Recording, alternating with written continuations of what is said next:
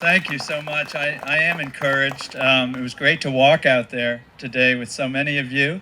And it was a lot more, well, warm than the January walk a couple of years ago that we did, but no less inspiring than that one. And I didn't actually have the opportunity to meet and know Granny D like many of you did. But like millions of Americans, I'm inspired by her every day. And I think of her as, in a lot of ways, you mentioned an archetype. In many ways, she was like a prophet. 20 years ago, she was warning the country, waking up the country to what was going on. And now we know she was right. We know that the call to action that was so urgent for her was so clearly right. And we, as a nation and our Supreme Court failed to heed it at our peril, and literally our peril as a nation. She said, we will go down as a democracy. We will not survive as a republic if we don't stand up as citizens.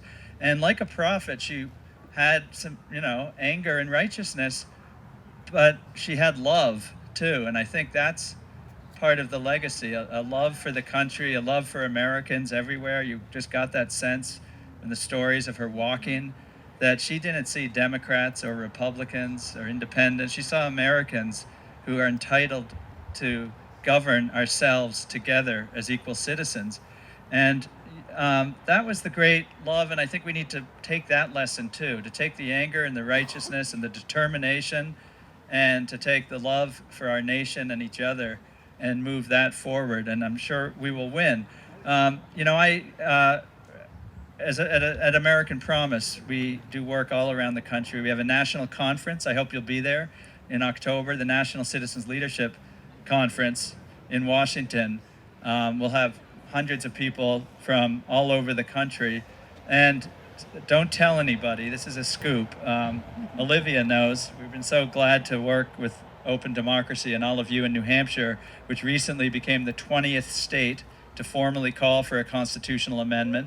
Could well be named the Granny D Amendment because it would do exactly what she wanted and most Americans want, which is give us back the power to say we have an equal right to be heard and speak and participate in our government, and money shouldn't decide who gets to speak and who doesn't.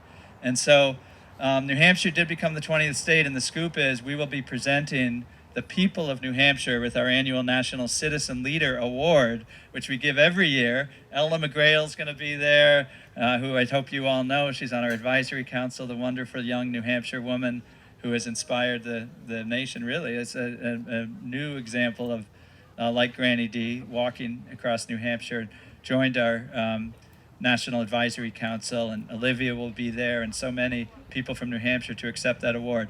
Now, some of the force of Granny D, I brought this up because, she said 20 years ago, our first priority today, defeat utterly those forces of greed and corruption that have become between us and our self-governance. Greed and corruption, and there's the force and the anger and the determination. Her great legacy was to bring Americans together and actually get Congress to do something with the Bipartisan Campaign Reform Act, McCain-Feingold law. Now, when the Supreme Court struck that case down in 2010 in the Citizens United case, I was talking to someone who had just talked with Granny D, and she was then 100, I believe, and did not have long to live, but she said, well, we're going to have to start walking again. And then she said this, which I thought was so true, that, this might be the best thing that could have happened, because we did our best and we got a pretty good law. But, like an old house, the roof was still leaking, the foundation was creaky, it was really falling down. And, now we have an opportunity to build a beautiful, strong house again. And she would have loved the fact that you, people of New Hampshire, have just walked and fought for the last 6 years to finally win and make New Hampshire the 20th state to call for this constitutional amendment. That's the foundation of the new House.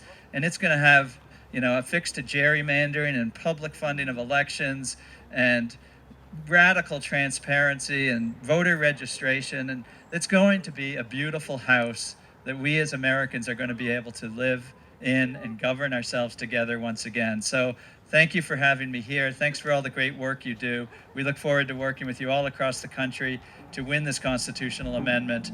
And again, I hope you see you in October.